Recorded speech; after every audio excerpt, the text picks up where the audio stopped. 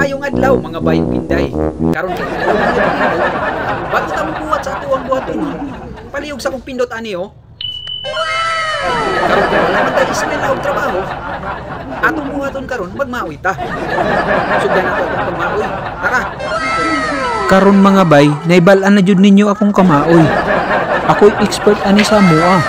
Musupak jud ko ug mureklamo ko sa iha kay dili ko gusto makapoy siya aning butanga. Gusto na ako'y magpakapoy niya. Bitaw mga bay, lain pa'y komedya.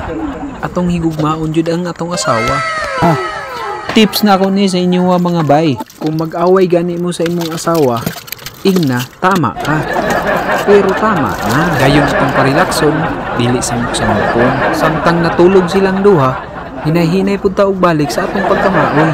Timan ni mga bay ha, diri lang kukuto.